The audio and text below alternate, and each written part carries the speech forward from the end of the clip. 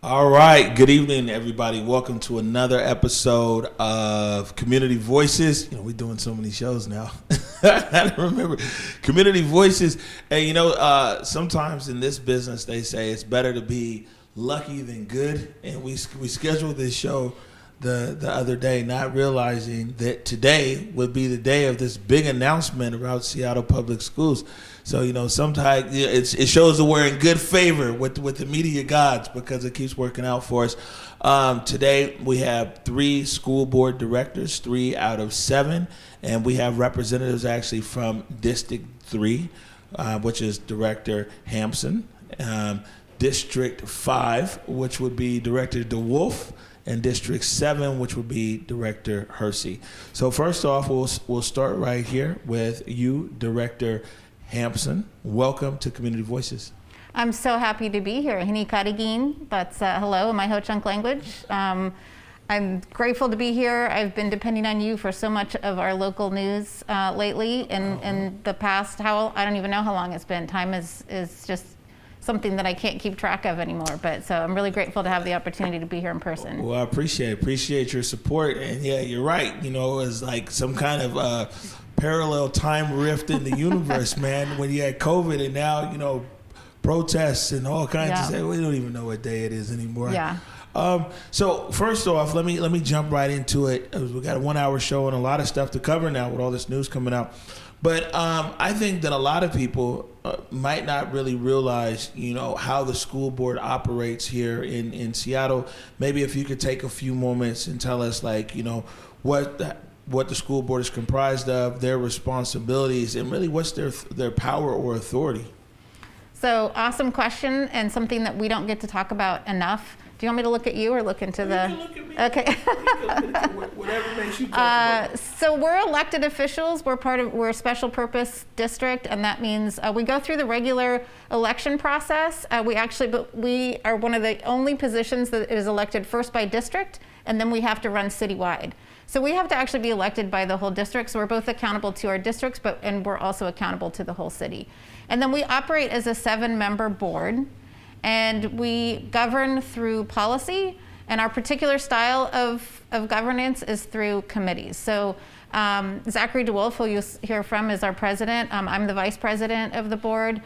We and one other director form our executive committee, and then we have a number of other committees that cover things like curriculum and instruction, audit and finance. I'm the chair of audit and finance. And we primarily govern by bringing policy through our committees, just like other legislative bodies. and then through that policy, holding the district accountable to meeting those policies and the procedures that accompany them. And then we have 2 direct employees, the superintendent, and then we also have internal audit. And so, for example, internal audit reports up through audit and finance and reports to my committee in audit and finance. So the superintendent works for the board? The superintendent works for the board of directors. Right, and so the superintendent then is accountable to the board? Absolutely. Right, and so any decisions that the superintendent is making was already pre-approved by the board? So the superintendent actually has pretty broad powers that are given to her in this case by the board. So the policy establishes what things the superintendent can do without conferring with the board. And so for the most part, we don't do much in the way of micromanagement is a term that people would use, or getting into the weeds. We actually govern by policy. And can you explain that a little bit more? Because see, in other times right now, if you say governed by policy, people will be like, yeah, okay, or, they might just gloss over it. But right now, Seattle is being jammed, you know what I'm saying, by people who are like, well, this is the policy, this is whatever, this is the bureaucracy. So a viewer right now might be like, oh, okay, here we go again, policy. Yeah, right. So maybe you could explain what you mean by governed by policy. It's extremely bureaucratic. And one thing that most folks don't know about governmental entities is they are held to something called the Open Public Meetings Act. So there's 3 of us here today. If there was a 4th one of us today we discussed any business, we would be in violation of the Open Public Meetings Act. We're only allowed to conduct business and make decisions in a public advertised forum as a whole board, which means that even when it comes to the management of the superintendent, everything that we do has to be done publicly. And so it kind of limits what we can do. And I think I can speak for the 3 of us that are here today that we are doing everything in our power to be more expedient and more direct and less bureaucratic in terms of how we do things, but we're operating within those guidelines. All right, so just another question. This is interesting now. I thought it was just going to be like, hey, this is how we operate and move on, but this is interesting. Is Seattle School Board, would you say that the structure of the board, not your esteemed colleagues here in the room and who aren't in the room, and even the superintendent, but the actual structure and infrastructure around Seattle Public Schools, the school board and superintendent structure and the way it operates, is that like best practice nationally? Is this shown that like, man, this is the most efficient and most engaging and well fast-tracked way that a school board should operate? Or are we operating under like rules that were written back in the 1900s and they don't, they're not valid for today? Or what's going on? How do we compare to the rest of America as far as the way that the school board is set up? I love that question. I love you for asking that question. It's so important that people have a sense of context, right? And so 2 things I would say. One, this school district was created a few years after the last Native people were pushed out of the city of Seattle. So the Seattle school system was not built for anybody but the settlers that were here. So that's our foundation.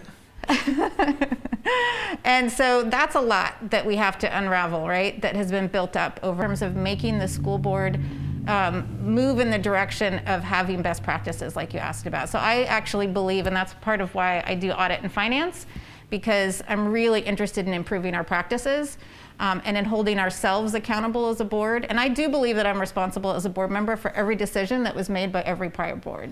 All right, so man, we might just have to bring them guys back another show because that opens up another question, though. That it's like, okay, school board was set up then, 100 years ago and everything else. It's fine. And, our history as a city is just our history. Whether we love it or we hate it, there's nothing that we can do because it's the history that got us here, right? But that being said, is it like Seattle School Board, Seattle School District, and right now maybe it's $1 billion school district or something like that. I don't know the exact number. Yeah. I mean, years ago you had people in leadership like John Stanford, rest in peace, and even before him, it almost seems like, I'm just not trying to be too critical, but Seattle schools might at times seem like a money pit if people keep putting money in, the infrastructure, the policies are antiquated, and you're not able to make adjustments that you want in a fast way, and it's very bureaucratic. I would definitely agree with some of those statements. We have systems that should have been changed decades ago. I think in any bureaucratic institution, it can be very difficult without strong leadership to make substantive change. And I feel pretty excited and proud to be serving, particularly with the two gentlemen that are here with me today, as being part of a team that is interested in enacting some pretty substantive change. And there couldn't be a more critical time for us to do that. Right. So before we jump into the COVID, then let me throw this question out to you. That I actually asked Director Hersey this right when schools first closed down. He came on our morning show. This was months ago, and I said, in every crisis, that there's an opportunity. You know, is Seattle Public Schools taking the crisis around COVID and all of the problems that it's found, that when the covers were lifted, because it's not just Seattle Public School, all across America and all these different industries, whether it's public or private, between COVID or now either these protests and things, people are finding all the deficiencies that are in their systems. Yep. But you know, so that's the crisis. Is Seattle Public Schools now saying, okay, we see the crisis. A lot of people would say they've been there, but you know, it was just never admitted to. But now maybe it's undeniable. But either way, you see the crisis, and are you guys working rapidly for, you know, to create opportunities out of that? Because now is the time. If it was an infrastructure that was 100 years old, and you're saying now because of COVID we're rewriting our school board, people are going to be open to that. If it was like, oh, you know, before we could never spend for everybody to have a tablet or whatever, you know what I'm saying? What is Seattle Public Schools saying, like, during this crisis we're now going to create an opportunity to make a better school district? Absolutely, I mean, 100%. That's why we're here today. That's why we're not sleeping. I'm talking to these two over here nonstop.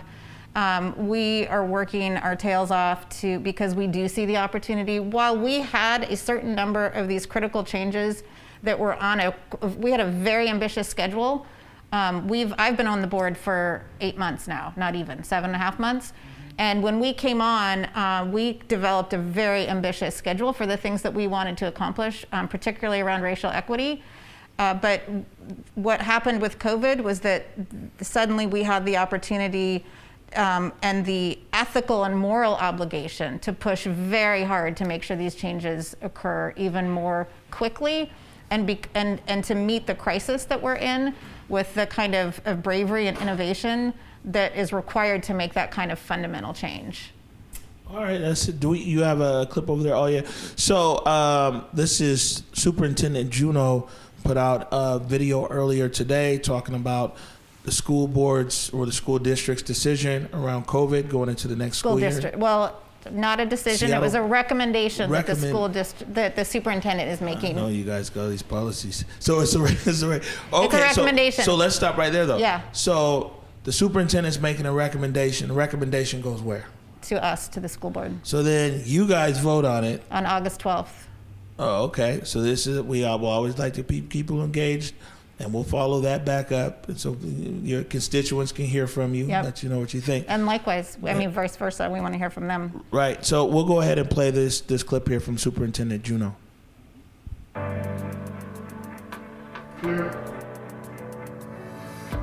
Hi, I'm Denise Juneau, Superintendent for Seattle Public Schools.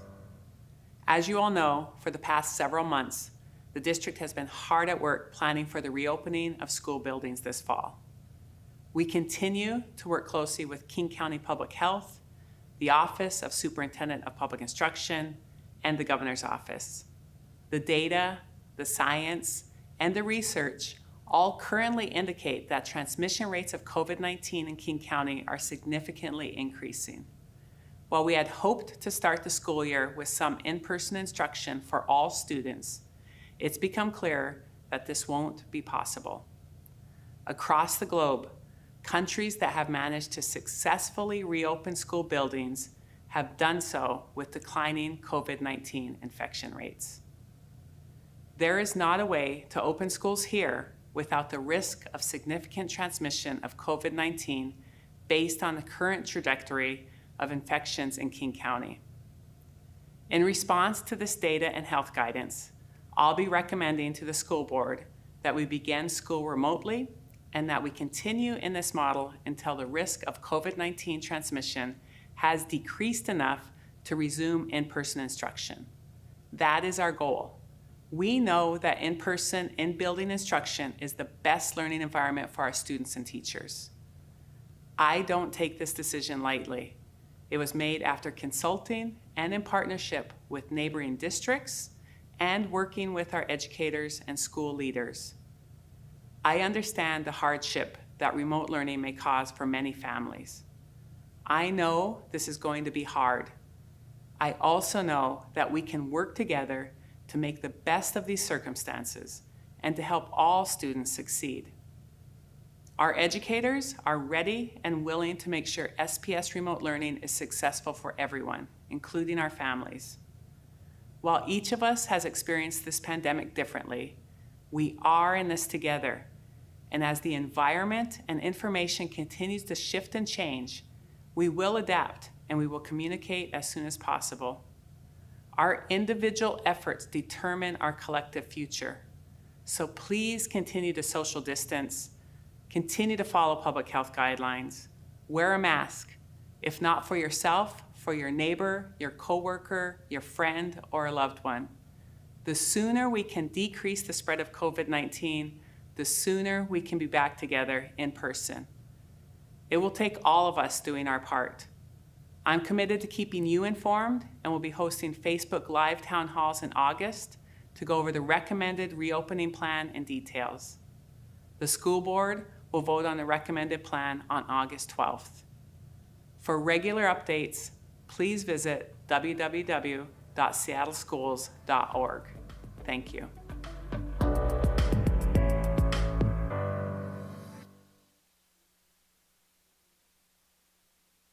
Yes.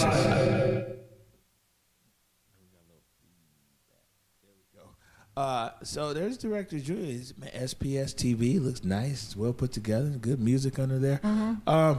So the director is saying that, like, man, COVID is crazy, and that it's just not wise for school to resume in a traditional sense as we've known it before going into the school year. What are your thoughts on the director's statement? So in terms of in terms of what the superintendent said, that is her recommendation that she's currently making to. It's not. I mean, she's put it out there in the media. It's not really in any official form right now, and we have been doing some of our own work around what we think a really supportive, student-centered recommendation and then plan needs to be. So the ultimate plan will be approved by the school board, we hope, on August 12th. But one of the things that's really interesting is when I listen to all that, it sounds, it's very resigned to a fate that I think really, and my position that I have taken as a school board member is that we shouldn't resign ourselves to this fate of, because as you said, we can't do a traditional model of schooling.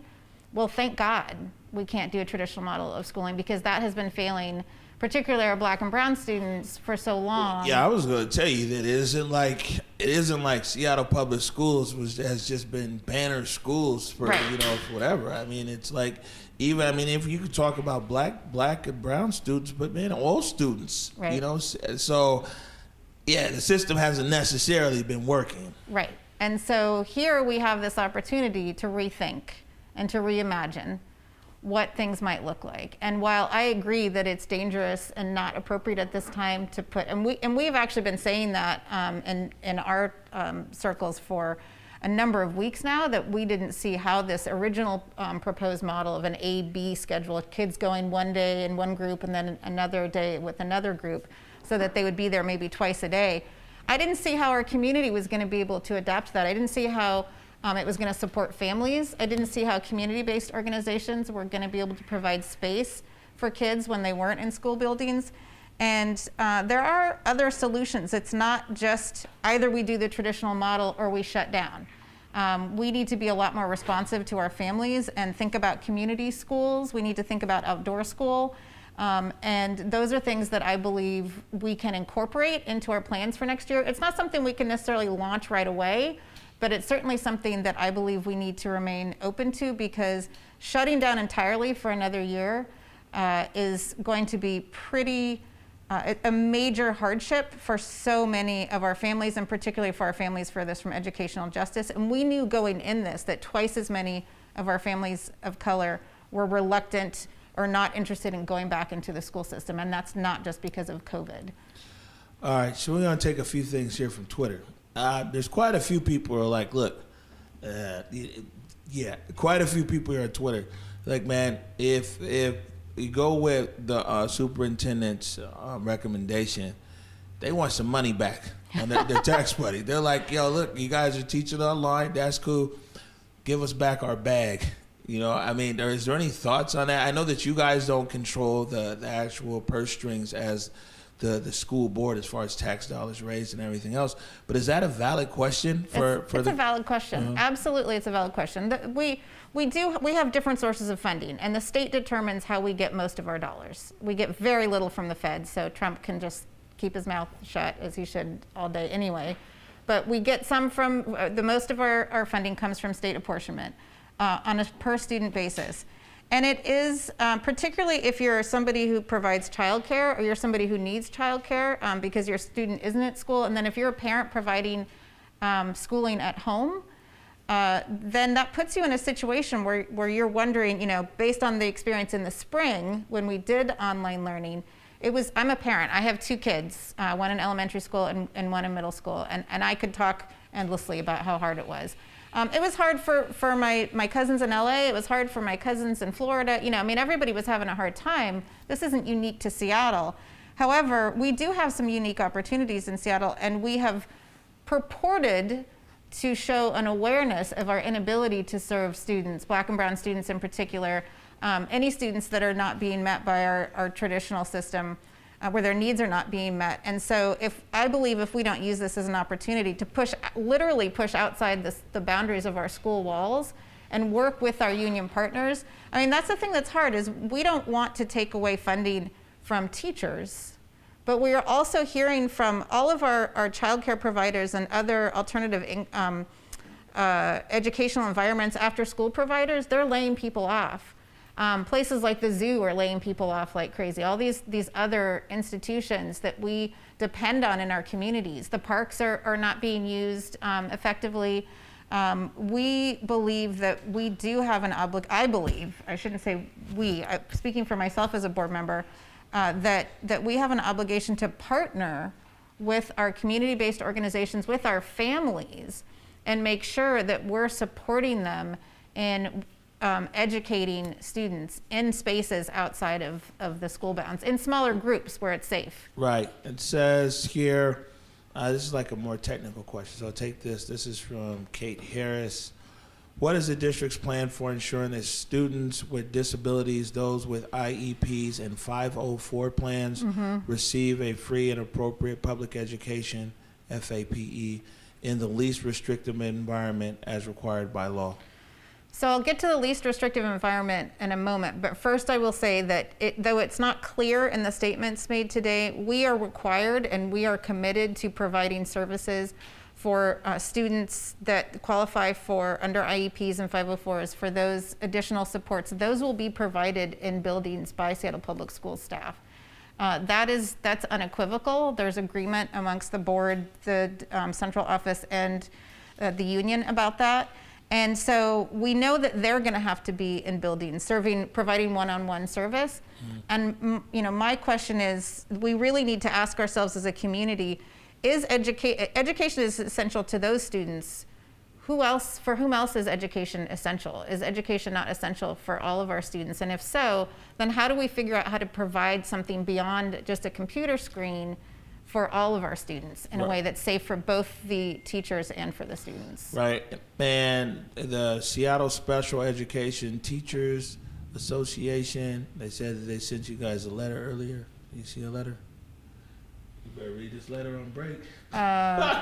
Special education. Don't get flamed out here. Well, basically, one of the things here, we'll pull out the letter, but it says special education parents demand SPS consultation. But one of the things here is that special education students, especially in lower grades, need some in-person options for working parents. It's just not feasible, 100% hovering on Zoom calls. So, I mean, I guess basically asking your opinion. Yeah, I agree, and I think they're not the only ones. I think that when you center those students who have the highest needs, you're going to create solutions that benefit all. And so that's a good example of that. Individualized education plans are an excellent example of that, and every student should have one. And so we're learning from those that have said, hey, we have different needs. So 100% they need to have some in-person time, and we have to be able to provide that, and we are committed to providing that. In terms of the least restrictive environment, technically that's part of inclusion. And one of the things that in a resolution that Director Hersey and Director Rankin and myself put together was really focused on an outdoor education model that is accessible for students with disabilities. And there's a tremendous amount of data and support for providing those environments. That is actually the least restrictive environment, meaning where it's inclusionary, where they're actually in class with other students. What we're proposing now, what is currently was put out in terms of 100% remote, or primarily remote with special education services provided in buildings, is not inclusionary. They're having their services provided in a completely separate environment for other kids. And so I believe that there's ways that we can actually, at least for some period of the day or some time, bring students together in a different environment. All right, and John Persak, and I'll preface this question after I read it. I would like to know why it's been so difficult for the district to communicate with parents. There was a task force and recommendations on family engagement in 2018 due to past failures, and none have been implemented. Now, I know you've said that you've only been on the board for 7.5 months, but this is somebody right here who's saying that they're unhappy with the way that the school district communicates with the parents, and apparently it's been an ongoing problem. What's your position on that? How are you trying to address that? I started as a community advocate, so I've been involved for a long time. I've had those same criticisms of the district, and that's part of why I ran for school board. Family and community engagement are not something that I'm going to claim that we do well. And we definitely need to do better. During this COVID crisis, my experience has been that other than me going directly to community, there's been some improvement in some areas because of. Can I just jump in here real quick? Yeah, please. As a school board member, aren't you guys volunteers? Effectively, yes. So you're doing something else to support yourself, right? Or yeah. Or it's getting taken care of, which is cool too. If anybody wants to take care of me, I'm open for that. Well, so if this was a full-time job, wouldn't that actually be part of the obligation of your schedule, is to be like, man, spending time out there? I know Director Hersey teaches school. I don't know what everybody else does, but it's like, this is a volunteer position. Yeah. So again, not to go backwards on our conversation, maybe you guys need to, if you talk about, I can't use that word because somebody said if they hear it one more time, they're going to scream. But you guys might want to evaluate, like I said, the structure of the school board. You got $1 billion over there. You might want to just pay yourself so you're more accountable to your constituents. That's why it's like, even, I won't get on a tangent, even here, our very small company, you know what I'm saying? We don't really want volunteers. We do. Make sure you guys go to the website for some things. But like production, we don't want any volunteers because we want to be able to hold everybody accountable. Yeah. You know what I'm saying? And when you pay people, it's, I paid you for that. You're accountable. So we got a school board who's here, who's basically volunteering. So in a sense, your job, you were elected to it, so you're accountable. But your time as a human being, and you're having to support yourself in other ways, keeps you from being fully accountable to your constituents and to the students. You might want to put that on the list of like things to think through. There's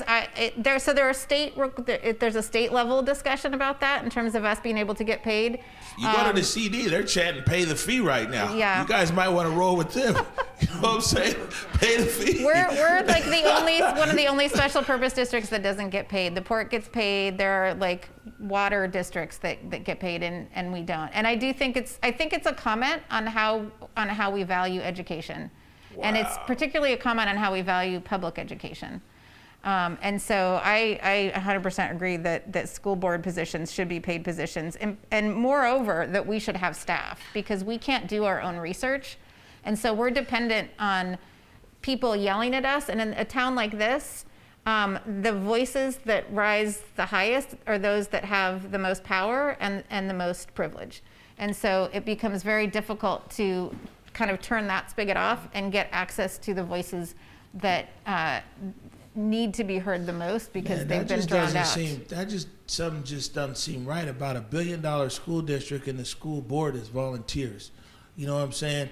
I mean, it probably worked at some time or whatever, but the demands of the district and the children and the needs and technology and everything else changing all the time, you know, it would really, I mean, the investment, anyways, this sounds like a whole nother show. I don't know. It's a whole other I don't know what's going on down there at the school board, fam.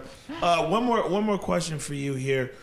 What does the school board say to parents who are planning to withdraw from the district because of their experience of last spring made them believe Seattle Public Schools is not up to the task of managing distance learning?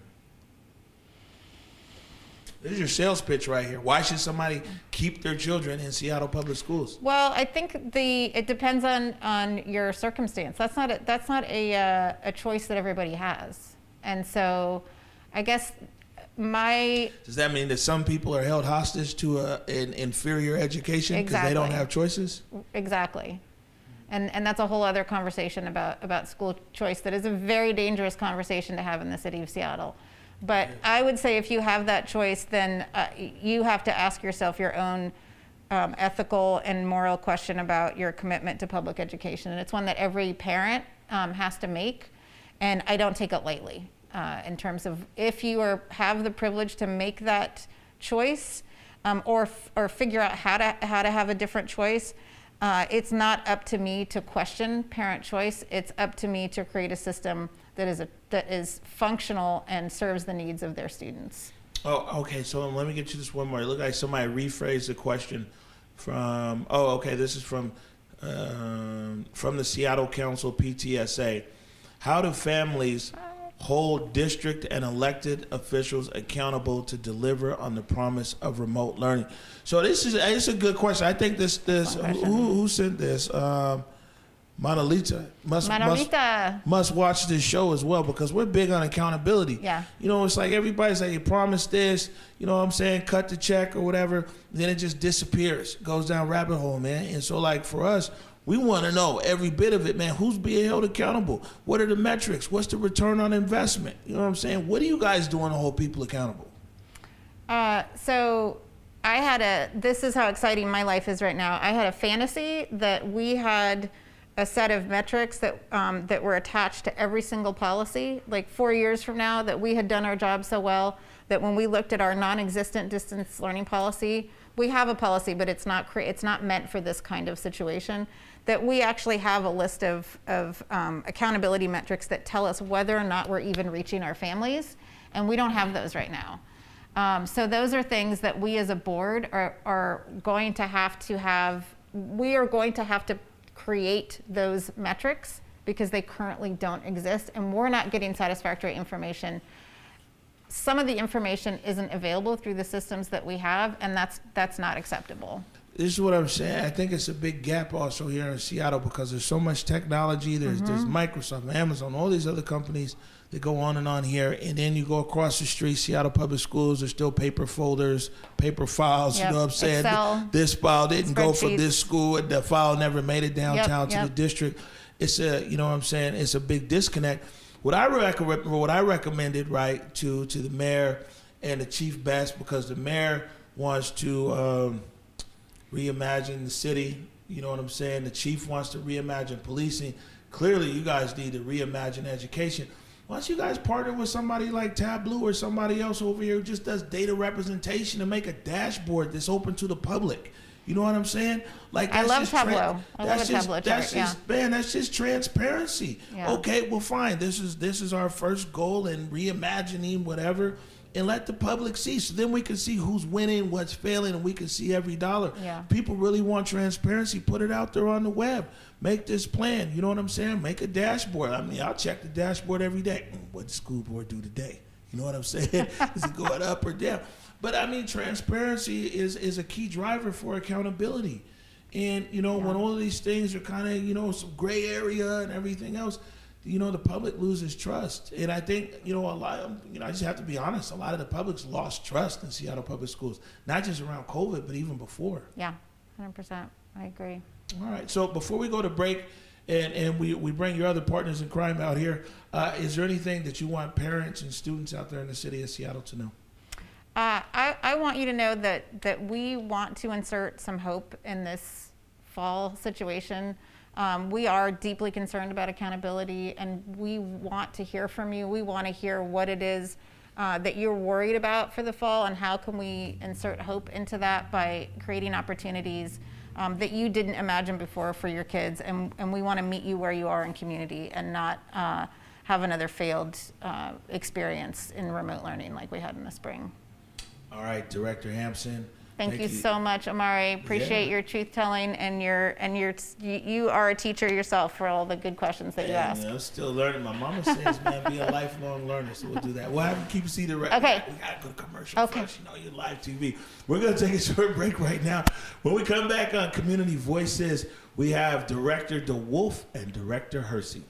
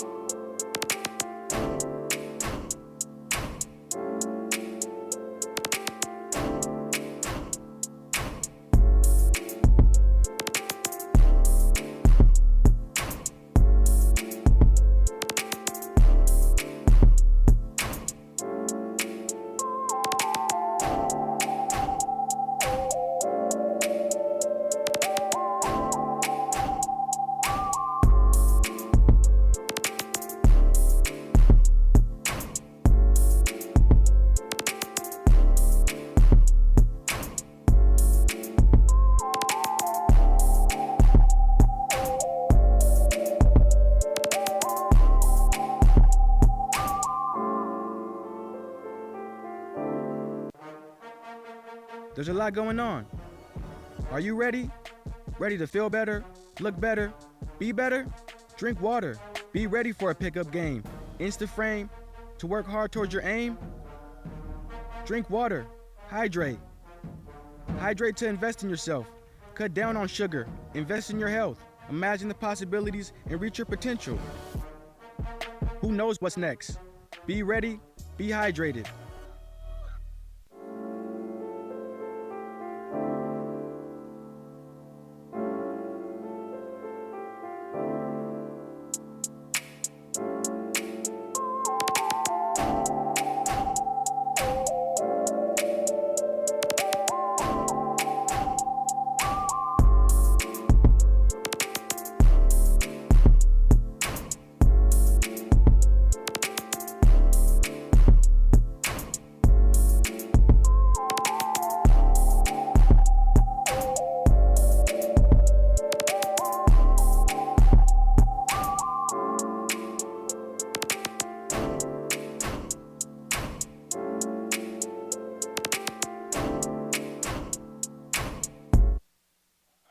Back to Community Voices, our education edition. The show rolls on here.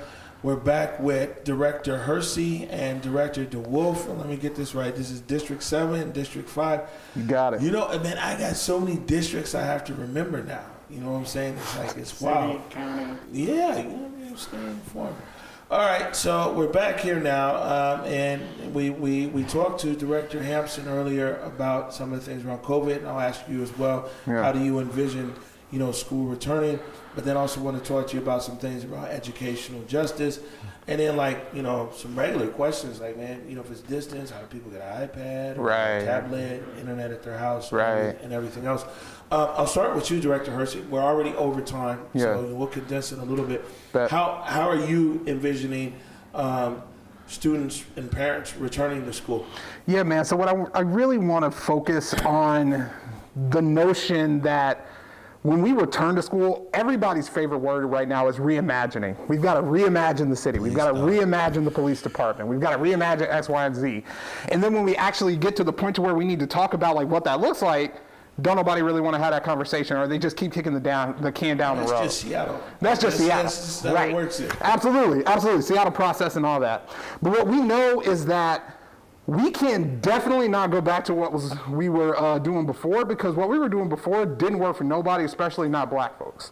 So what we need to really focus on as we are reimagining is how can we restructure the system to benefit black students. And just over the past few weeks, we have passed several pieces of legislation, as well as are planning to pass several more that are directly targeted to not only impact black students, but also their families, their financial well-being, their emotional and mental health. And that is a focal point that this board has. Yeah, okay, so let me stop you right there. Yeah. You guys got $1 billion, and the school district, man, it's been underperforming for a long time. Yep. So, I mean, it sounds like some of what you're talking about might be continuously throwing money at the problem. Like, you guys ever thought about just getting better people? Yeah, man. You know what I'm saying? Because money isn't always the answer. Exactly.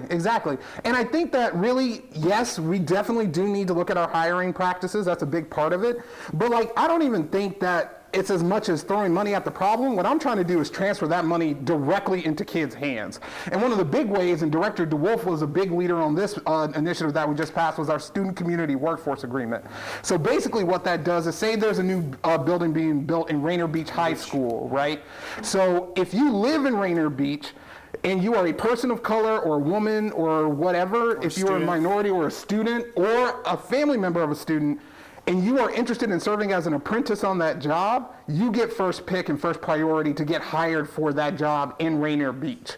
So what we are really trying to think of is, how are we not just moving resources around, but how are we moving resources directly to students of color, directly to marginalized students and their families? That's what economic justice from the school's perspective looks like for us. All right, and so there's a good number of students, 55,000 students, right? Yeah. 55,000, 5,000 of them might be, homeless, unsheltered, or experiencing emergencies and things like that. Yep. Okay.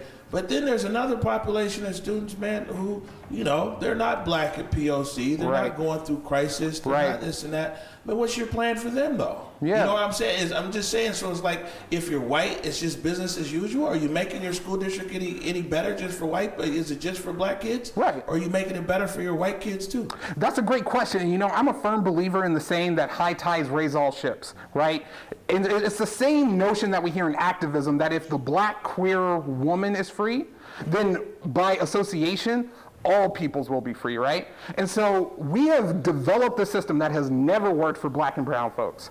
And so by making it better for those students and their families, innately we are improving the system for everybody. Everybody will continue to benefit. And I just want to add too, one of the issues that we come up against is, and certainly I think the community feels like this has been resolved with McCleary, but schools are not amply funded. They weren't amply funded before McCleary. They are definitely not amply funded now. And an example of that is, here in Seattle Public Schools, we pay $150 million for special education services. Those are services those students with special needs absolutely need and deserve. That's equity. But the state only provides funding through a formula for about $80 million. So for example, that means the Seattle Public Schools provides that gap. So the state isn't even amply funding certain parts of our basic education, like special education. So we continue to battle to provide just the basics, taking out of levies and our general fund, and not have the state fulfill their obligation to make sure it's amply funded. And I think that's part of my frustration. But Seattle's one of the wealthiest cities in America. 100%. So are you saying that there's an education gap as far as you guys, so a billion's not enough? Or is that billions coming from different places and whatever? I mean, what's going on? Well, I would say how much is too much to make sure that every kid is educated and can reach their full potential? I think we absolutely do need more money. I think it's frustrating that the state presumes some sort of formula or algorithm that decides how much we get for special education, as opposed to just paying fully for special education. That's not equity. That's not giving students what they need and deserve. So I do think it is actually about more funding, and we certainly have places that we can make sure that we're doing more with our funding, making sure that we're being more appropriate. But we are certainly not amply funded. Let me ask you this: who here at this school board is holding parents accountable? Because, and so I hear what you're saying. So it's a different subject, not in rebuttal to what you just said. Because, the thing is like, man, my mom, you know what I'm saying, worked 2-3 jobs. After her and my dad had gotten divorced, she worked he was on the East Coast, 2-3 jobs, you know what I'm saying, work as a nurse's aide. She sold Tupperware on the bus on the number 48. Yep. And we was over at Summit K-12. Most of us were all in the same building at the same time. And my mama would take the 48 bus after a long day at work, and she'd come up there. She'd be at PTA meetings. She'd somehow find a way to be in the classroom. We was scared to death. My mama like 5'1", 5'2". We was scared. Man, my mama put the fear of God in me. You know what I'm saying? And she would show up over there. You know what I'm saying, at Summit. She would even show up when I was there at Garfield. She'd show up at Meany Middle School. My brother was there at Hamilton Middle School. You know what I'm saying? And so my mother was in the school. What are you guys doing to make parents accountable? You know what I'm saying? Because it sounds like everybody wants to come with these programs, which are great, and they're probably needed. But what's also needed is to be able to hold parents to a higher threshold of excellence in their home and keeping their kids accountable in the school. Who's pushing that message? Yeah, I mean, we absolutely have to be really honest with that exact point. I mean, we have some issues right now, particularly with some of our high schools, where we're talking about sexual assaults in our schools. And the schools can provide the environment, we can do better enforcement, we can make sure there's policy, we can make sure there's budget and programs. But when kids leave the school, there's still education that needs to take place, and that's what we need for our parents, our community to show up to make sure that the messaging we're talking about, for example, around sexual assault, is also being replicated in families and communities. And so I think that there is a role, and we do need to hold our parents more accountable, that some of these conversations can't just end at the school and figure it all out. It's even one of the things in our community, in the Central District, one of the first messaging things that we got out was like, okay, there's a perfect opportunity for you as parents. You might not understand some of the stuff that your kids are doing, it's the new math or whatever, but you know what? Even if you're teaching your kids like how to bake, you know what I'm saying? There's math involved in that. Teach your kids how to change a tire. You know what I'm saying? There's life skills that are involved. So even challenging parents during COVID, that it might not necessarily be like, oh, okay, you're going to sit in on this Zoom lesson. What are some of the other things? How can parents get involved? And sometimes our parents are jammed up. Sometimes our parents are incarcerated. Sometimes our parents can't make it, you know what I'm saying, because of work. How do we engage Big Mama and them, or a cousin, or an aunt, or an uncle, or whatever in community? I just feel like, you know what I'm saying, in a lot of instances, there's a lot of parents in Seattle Public Schools that are giving it they all, 110%. Yeah, man, there's a lot of them slacking. They ain't showing up. They've never showed up to school until the principal called them. They've never showed up to meet a teacher. They've never showed up to meet a principal or a vice principal. They've never showed up to anything until they get a call from the principal. And I think that, man, you guys are trying to read whatever in your school district. You guys need to, man, have a parent. You guys need to have a parent report card too. How what's your level of accountability? How accountable are you for your child? Because my mom, man, I'm just saying, it might be generational, and I just feel like the older I get, what a blessing it was. You know what I'm saying? Growing up there in the Central District on the 48 bus, my mama would show up to school. You know what I'm saying? You guys you guys need to put the parents on the hook. I'm not going to go on a rant with that, but I'm just saying, don't create this whole new infrastructure and not hold everybody accountable, including the parents. That's real. Well, there's an organization here in Seattle called the Seattle Council PTSA, and they do an incredible job bringing families and community and students together. Certainly an idea to think about. And the other thing, too, I think that is true is that education does not only take place in those 4, however many walls of the school, right? Education's everywhere. It's in the environment. It's at home. It is when you're baking. And so we need to empower parents to recognize that they are educators, even if they're not in the school building, and they can be part of that process. Right. And I do want to just add really quickly to that. The school system in itself has triggered a lot of parents. I do want to give space to that as well, to the point to where like a lot of our parents, especially if they grew up in Seattle, have really negative experiences at school. Some of them did, some of them didn't. But even still, with the way that the landscape is changing, even the PTAs are very unwelcoming at times, right? So really what this charge is like seeing the Seattle Council PTSA, which is POC led, develop a new model of how parents can get involved. I really want to challenge PTAs at other buildings, specifically on the ground in specific schools, to think about your practices, look at your members and see, do you have parents that represent your student body? If you don't, what about your practices are you willing to change to make them more inclusive?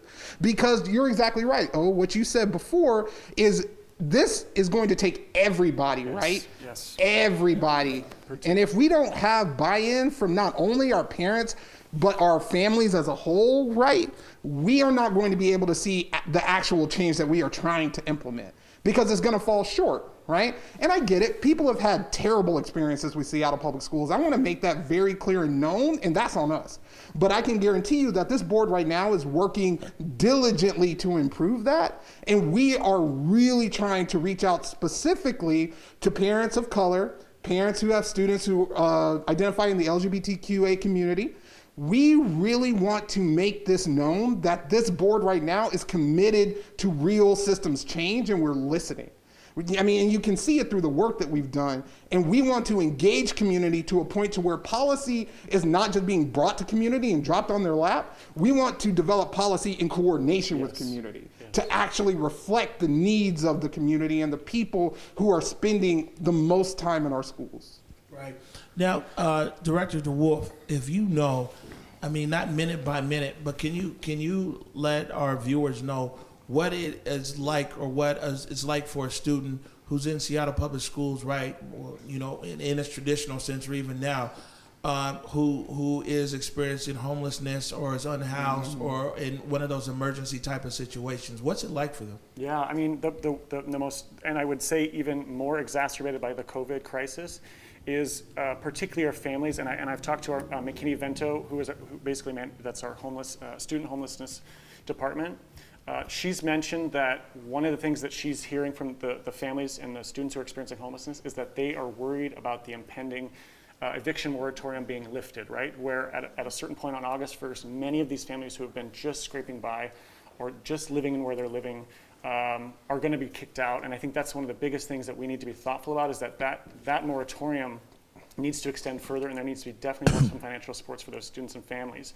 But what it will look like is, for next year, we're going to make sure that we're going to continue with our meal program. The McKinney Vento program will still be there. There's also philanthropic partners who are providing either financial assistance, diversion dollars, prevention dollars, rental support for families too. And so our McKinney Vento department works with the community on making sure that those families have those supports and resources. And what about children who, the school getting out the home was actually, a relief for them because of whatever they might be experiencing in the home, and now it's COVID, they can't go to school, right. You know what I'm saying? And there might be more hours during the day now that they're in a bad situation in the home. Now, I know it isn't, you guys can't fix everything, but I mean, you were already dealing with that type of student before COVID. Yeah. How are you dealing with that type of student now? And how can a student who might be experiencing something at home,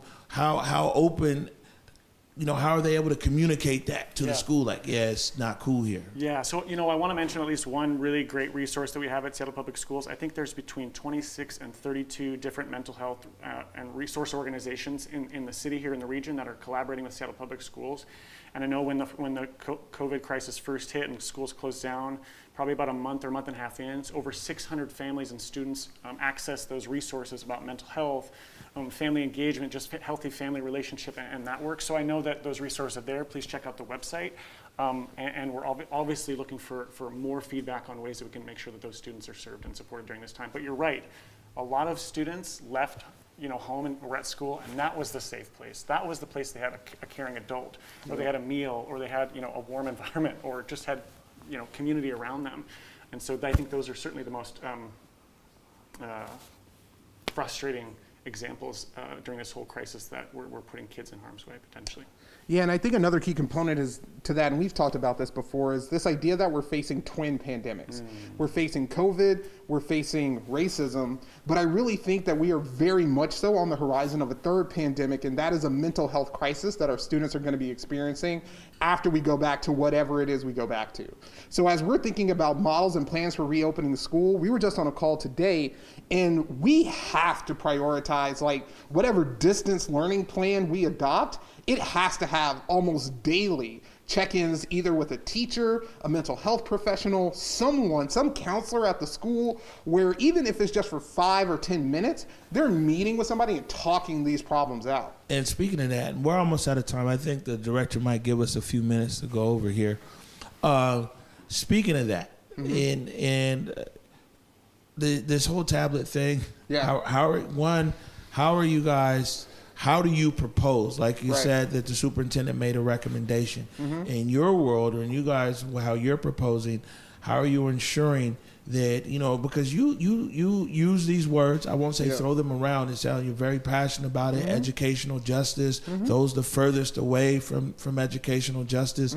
So, what are you going to do? For people who they might not have a computer at home or a device at home.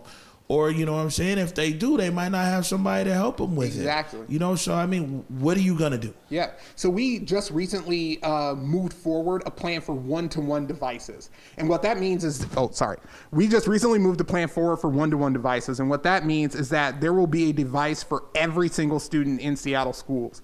And that's really important because not only are we giving everybody a device, well, not giving, but lending everybody a device for during this time, we also have to think about the intricacies about what kind of device they're getting, right? So an iPad is much more appropriate because with the pencil for K2, because with the pencil you can write, you can draw, you can do all of these things, whereas a keyboard and a more traditional laptop is more appropriate for older students, right? So as we're building these systems and making sure people have what they need, we also need to think about what is best for that grade that child is in. And then additionally on top of that, we have to provide supports for people to learn how to use this stuff. You know what I'm saying? Schoology, which is the platform that we use, is not intuitive. It's not great to use. People want to use Zoom. People want to use Teams. There's so many different things that are out there. But then you read these articles about these Silicon Valley billionaires who they kids never touch a screen.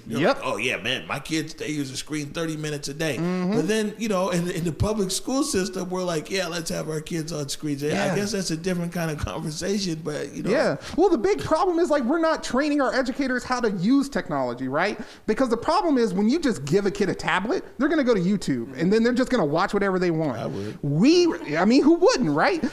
What we need to do is to stop avoiding technology and pushing it off to the side and saying, oh, screen time is negative, because that's not a battle that we're going to win. What we really need to do is be forward thinking and future minded and teach our kids how to use this appropriately so that not only are they getting an education, but they could potentially develop a skill set that will transform into real resources for them and their family.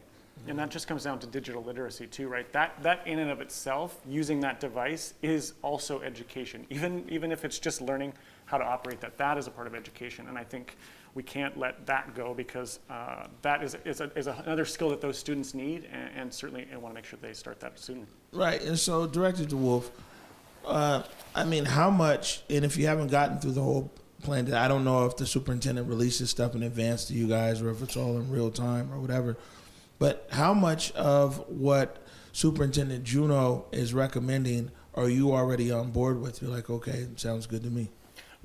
What I think is really important for me was what I was hearing predominantly from our students and families of color was that coming back to school was going to be harmful. And particularly as an Indigenous person, I know Black, Latinx folks too are disproportionately impacted by COVID. I think the survey results that we asked when we asked those families reflected that by saying we do not feel safe and ready and comfortable to come back to the schools, especially knowing our communities are impacted by COVID at different rates. So for me, that was an important community to listen to, particularly in this conversation. So I do support 100% remote right now. Obviously, that the caveat is that particularly for students with special needs, those students will have in-person appropriate with their IEP and 504. And I think what I heard from the superintendent that I also support is we want to be thoughtful about this being a phase. We are going to follow the guidance, the public health numbers, and all those. There may be a point in January or March where things feel like they're under control and safe and we can come back. So these are all living documents. So remote might actually change to in-person. How important is socialization? You know what I'm saying? Like my brother was on here on the morning show this morning, and he was talking about my nephew, little Kun. And it was like, man, you know, his grades are suffering now. You know, I mean, everything is just down. You know, there's a guy, you know, I mean, little Kun, you know, he was on his straight A thing. You know what I'm saying? And what Shikundi brought up was like, man, you know, some kind of outdoor school or socialization. I mean, you know, it's a lot of people that I know, might be one of them, who went to college. It maybe wasn't so much you learned something in college, but you learned like people. You know what I'm saying? And so it's like, yeah. And so those things are important. How does a child, part of the child's development, social skills and everything else, how does that play into this kind of plan with everything being remote? I mean, I know it highlights that community connection, being in relationship with people, especially people different than yourself, is absolutely a part of the education ecosystem. And it's not all just books and what's on the projectors and what's on the whiteboard and the chalkboard. It's actually about understanding, okay, if we're different, how do we negotiate this space? What do we think about in healthy relationships? What's healthy communication? When we're thinking about consent or all those things, all those are part of the education ecosystem that absolutely, by not being in our schools, will be limited to have those. But that's why I'm really excited about the models around outdoor education that can hopefully bring some of that connection back. But here's the thing is, it was just like, I mean, is Seattle Public Schools thinking like, okay, well, hey, you know what? Here's some tools, or here's some resources for parents, or here's some, you know what I'm saying? Here's some whatever. I mean, you know, sometimes you got to extend the bridge just a little bit further. Exactly. You know what I'm saying? Absolutely. So, and it might not be Seattle Public Schools' job to be like, okay, well, we're providing socialization in your community or whatever. But you guys might put out, man, here's best practice. Here, if you live in this neighborhood, here's what's going on. Here's something that you guys could do that's within the COVID guidelines or whatever. You know, or here's some different apps for, you know, people to talk to each other. You guys might want to lead the way out with that and, you know, just give them resources. I only say that because the first time around, COVID caught you guys by surprise, and you know, no information here, no information there, and everything else. Man, you gotta stay ahead of the curve. Yeah, so if you know socialization is gonna be a problem, man, just get out early on that. You know what I'm saying? And I think that's why outdoor school as a model is so critical, because like when we're laying out this resolution that Director Hampson and Rankin and I worked on, it addresses the partnership between not only Seattle schools, but our community-based organizations as well. Like when we're thinking about outdoor school, there are so many practical benefits to that. Being outside, being around your friends, connecting directly with community organizations, getting food, resources, things like that. But then you're exactly right. That part where we're bridging and actually bringing communities into the school process is what we should have been doing since the inception of public school. Here's what else I'm gonna do. Since you guys already volunteering, you don't get paid. I will just give you this for free. Please, you see what I'm saying? I'll take it gladly. I mean, listen. On the big scale of things, this is just something to think about. It won't work for all your students because of whatever, right? But man, once you go just talk to these people over here at Oculus, give 50,000 pairs of virtual reality goggles, and all of these guys can be in class at the same time. You see what I'm saying? Like with the VR goggles, you could have 30 students who are all there looking at the same thing, and the teacher's there, you know what I'm saying, doing TikTok in the front, but they're all there. But the same 30 students could take an aerial beautiful view over Tanzania, and they're learning about this. Those same students can go and learn about volcanoes, and they're all together. And no matter where they are in the Emerald City, in this municipality, through virtual reality goggles, they're all together. And we got the technology here to limit this, limit that. Hopefully, there's enough students in the Seattle Public Schools that can actually hack them. You know what I'm saying? Because they're up on that. But you get what I'm saying? And like thinking outside the box. And let's work with public-private partnerships. These guys got all these VR goggles, all this technology, and then see on the street level, what you guys might not know, on the community level, you know what I'm saying? That's what we've been trying to do in the black community for a minute anyway. We're trying to get like young black kids to get hip on the VR because that was the only way that we could take them out the neighborhood to show them other things. You know, through VR, you could show them the Louvre. You know what I'm saying? You know what I'm saying? You could take them to all these places around the world and experiences. I mean, everybody could watch, you know, Netflix together too. You know what I'm saying? Because it's VR. So all I'm saying is like, man, as you guys craft what you're doing together, if, like I said before, in every crisis there's an opportunity.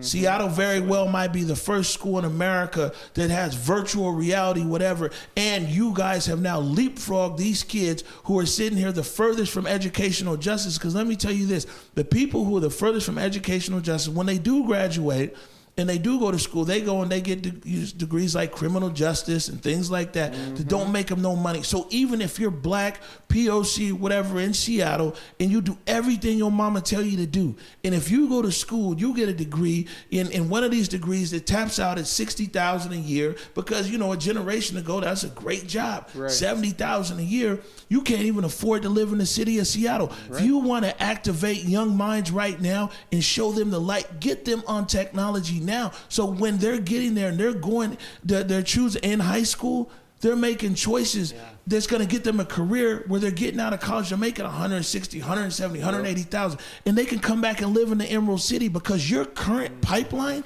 you know, there's a pipeline that they call the school to prison pipeline. The current school to job force pipeline for Seattle Public Schools, my friends, for certain people, it's like this. So why not use this opportunity to change the trajectory of that pipeline through the interjection of technology in it? Man, Zoom is cool. That's here today. Think about what's going to benefit our kids years from now. Right. You know what I'm saying? I don't know. It's just a thought, man. The technology's here. The VR's here. And you can really have, man, looking at a screen is, man, how are you going to be excited about that? Dude, I do Zoom meetings every day, and these guys twist my arms to go. Right. You know what I'm saying? Yeah. I mean, but if you could put all your students in a VR capacity, you know, I know it won't work for every grade or every whatever. It'll be dynamic and transformational. You guys just might want to look at that. Thank you. Oculus, what's up? You know what I'm saying? So we need those goggles. Yeah. Look, we got to get out of here. Before we do, start with you, Director DeWolf. What do you want parents and students of Seattle Public Schools to know? Oh, and also, I think you had an announcement. Sure. Yeah, I think the one thing that I want parents to know is that this board is one of the most passionate, energetic, and really willing to lean into all this work. And I mean, this and Director Hampson uses this phrase really well. We are unwinding a tangle that's been here for decades and decades, and so we are actively unwinding all that tangle, and that means bringing new policies. We introduced an anti-racism policy a couple weeks ago, so we're trying to do new things and innovative. So I want families to know that we're here. Please email us anything, get in touch with us however you can. We actually don't have staff, so we will answer physically from our own accounts. And we want to hear from you, because if anything, we recognize the limitations of where we were, but to your point, we want to be hopeful and imaginative about where we're going in the future, particularly for fall 2020. And just as a small announcement I wanted to make here, and thank you for giving me an opportunity, my fellow directors in our individual capacities, Director Hersey and Director Hampson and Director Rankin, as well as labor partners, the Alliance for Education, and individual donors.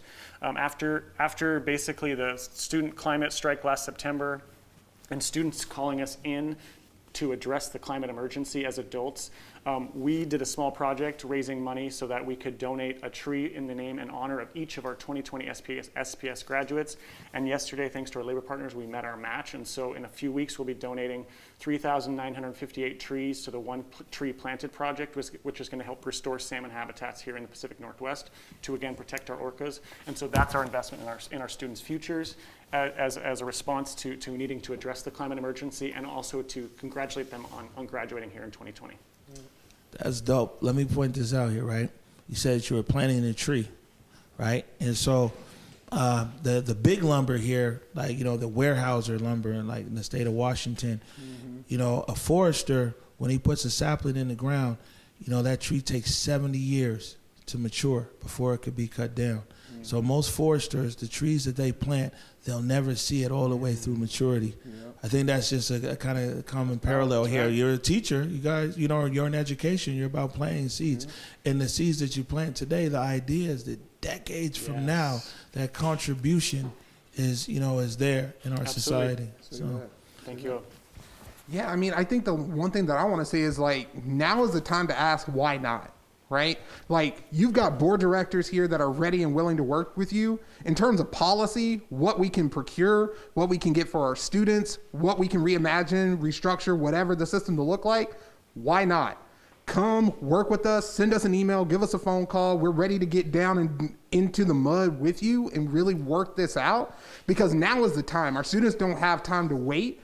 We have to make structural, systematic change now. And if we don't, if not us, then literally who? All right. Well, I want to thank you guys for coming. You know what I'm saying? I think that, this is what this platform is about. It's community voices. Absolutely. You know what I'm saying? I know I talk sometimes too much on this show, but it's all about, people. Hey, who do people come for, man? That's right. I mean, who do people come for? I'm just saying, man. You guys need to follow up on this VR thing, man. No. You know what I'm saying? Yeah, look into it. Why not? Exactly. You said now's the time. You know what I'm saying? Look into it. Absolutely. I know I am, because I would tell people, like, look, man, if we can't meet over VR, I don't want to do Zoom meeting anymore. You know what I'm saying? That's real. So you gotta have to get your goggles.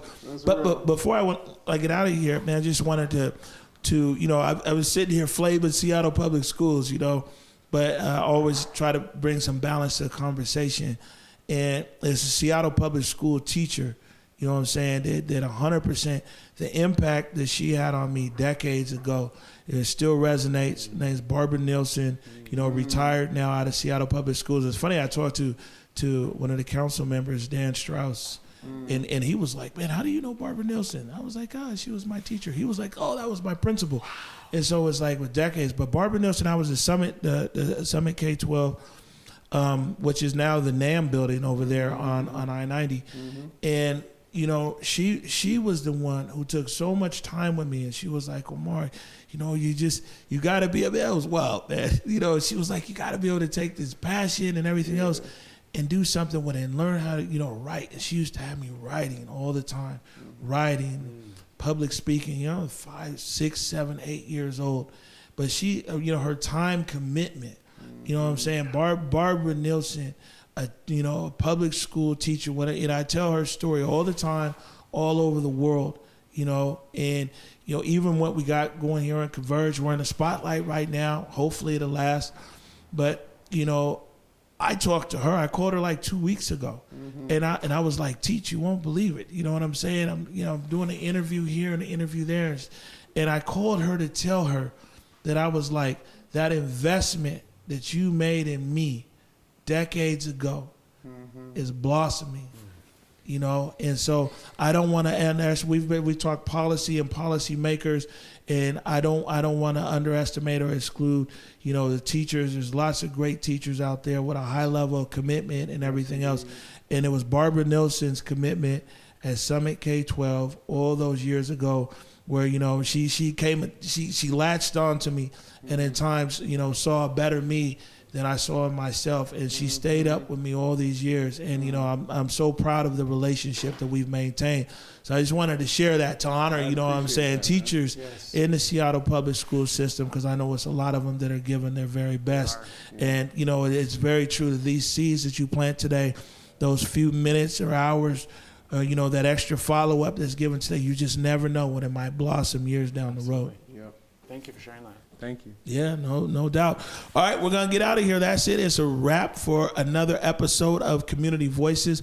Want to thank you so much for your support. Want to thank Director DeWolf, Director Hersey, and Director Hampson. Hampson. Oh, man, I almost got out of here without any mistake.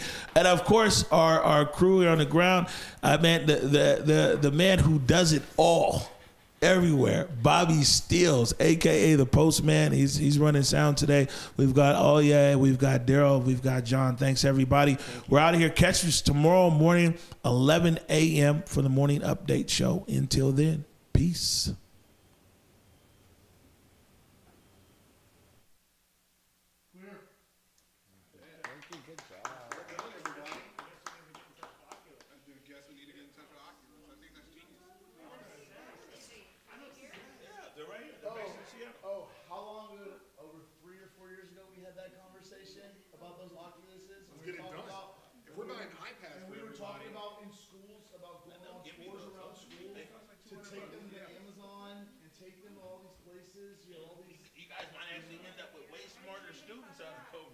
You know what I'm saying? Like way smarter instead of way behind. You're not lying.